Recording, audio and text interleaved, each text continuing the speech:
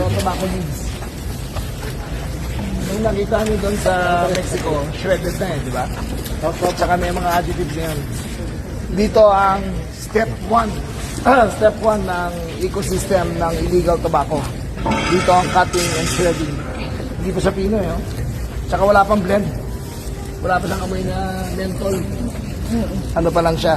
Orolan talaga. Sir, saan galing yung mga yan, sir? Ayun ang determinant. May DNA analysis kasi yan. Nakikita ko saan siya galing. Pero nakikita niya yung drying machine, shredding machine, lahat ito, shredding machine.